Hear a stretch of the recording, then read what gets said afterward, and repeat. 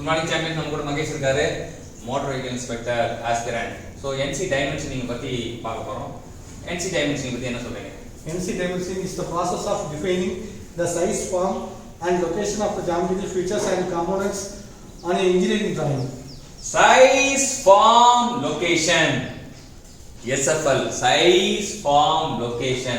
For geometric features வந்து define பண்றது தான் வந்து NC dimension சொல்றாங்க. There are two methods இருக்கு.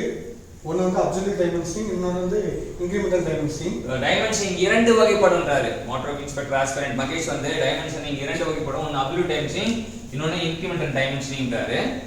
Absolute dimensioning என்னன்னா the coordinates of the points in a workpiece are always defined with respect to origin. Absolute அப்படினா with respect to origin. எப்பவுமே origin தான். அவனோட கண்ணு ஃபுல்லா வந்து origin பொறுத்து இடம் மாறிட்டே இருந்தா அவன் absolute dimensioning.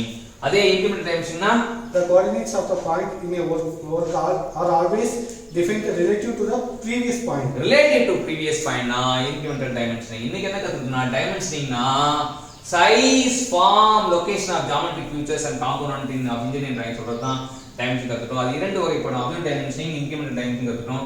absolute dimensioning always with respect to origin, incremental is always with defined related to the previous point. இது அற்புதமா நமக்கு கருத்து கொடுத்த மகேஷ் motor vehicle inspector aspirant-க்கு கண்டிப்பா motor vehicle inspector போஸ்டிங் கிடைக்கும் சொல்லிட்டு எல்லாருமே பிரார்த்தனை செய்வோம், பாராட்டுவோம், இந்த கண்டென்ட்டை கொடுத்ததுக்காக வாழ்த்துவோம், நன்றி தெரிவிப்போம். தேங்க்யூ.